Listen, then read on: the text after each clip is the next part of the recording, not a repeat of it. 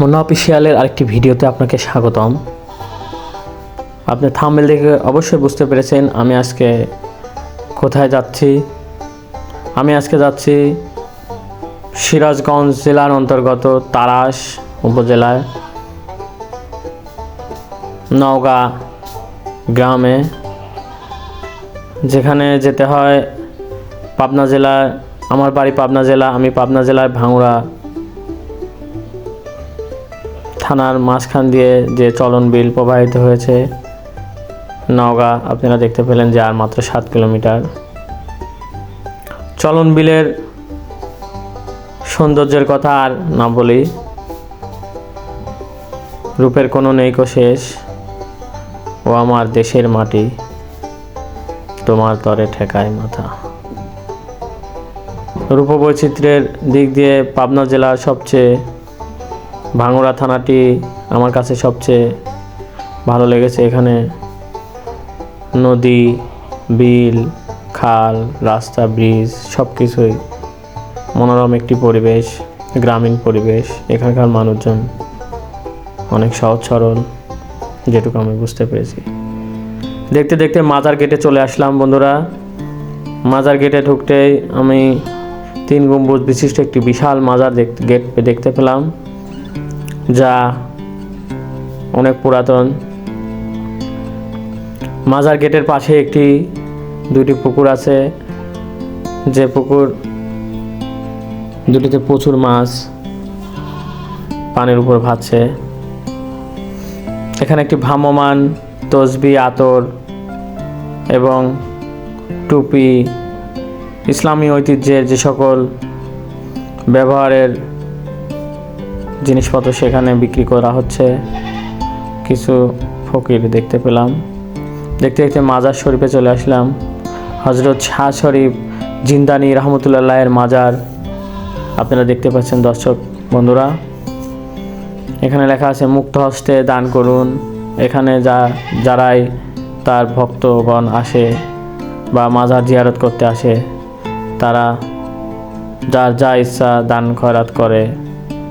যা প্রতি বৃহস্পতিবার এখানে সেই টাকা গণনা করা হয়, সপ্তাহে 1 দিন গণনা করা হয়। মাজারের ইমারত দেখতে পেলেন, এবং সেই টাকা সরকারি কোষাগারে, স্থানীয় সরকারি কোষাগারে চলে যায়। মাজার দর্শনার্থী যারা মাজারে ঘুরতে আসে, মাজার শরীফ জিয়ারত করতে আসে, তারা এখানে এসে রান্নাবান্না খাওয়া দাওয়ার ব্যবস্থা করে। শাহ শরীফ জিন্দানি রহমতুল্লাহ, তিনি বিখ্যাত পীর হজরত ইন্ডিয়ার সেই বিখ্যাত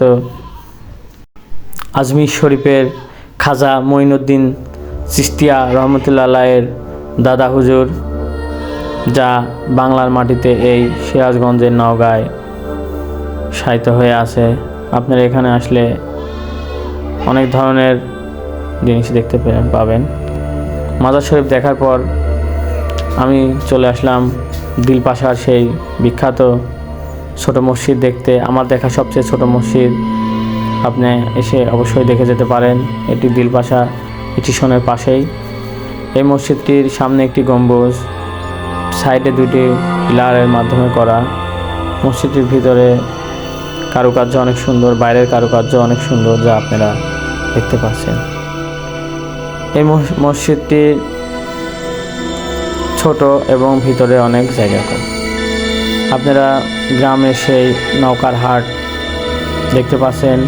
এখানে দূর দূরান্ত থেকে নৌকা তৈরি করে বিক্রি করার জন্য এখানে নিয়ে এসেছে। একটি নৌকা দেখতে পাচ্ছেন ভ্যানের উপর তোলা হয়েছে। ভাঙড়া গ্রাম, ত্রাস গ্রাম এবং আশপাশের সকল গ্রামের মানুষজন এখান থেকে নৌকা ক্রয় করে নিয়ে যায়। সপ্তাহে 2 দিন এখানে নৌকার হাট বসে।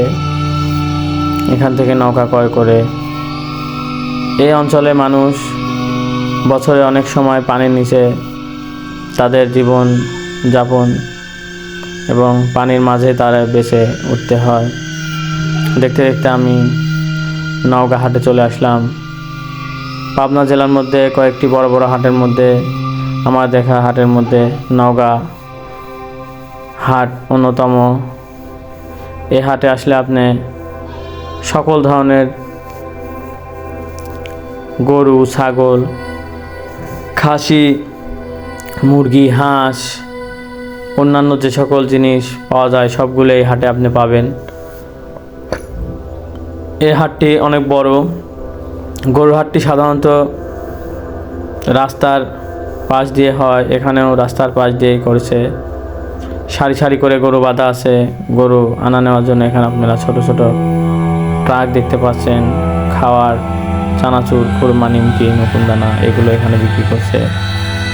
বট গাছ দেখতে পাচ্ছেন এখানে, কাঁচা বাজার, ফল, নানান জিনিস আপনি এখানে এ হাটে আসলে আপনি দেখতে পাবেন। তাই নওগাঁ হাটে আপনি ঘুরে যাবেন, আপনার ভালো লাগবে। আর এই কথা বলতে বলতে আমার ভিডিও প্রায় শেষ পর্যায়ে চলে এসেছি। মুন্না অফিসিয়ালে আপনারা ফলো দিবেন, ইউটিউব চ্যানেলটি সাবস্ক্রাইব করবেন এবং পাশে থাকবেন। আসসালামু আলাইকুম বন্ধুরা, নওগাঁ থেকে আমি মুন্না ইসলাম।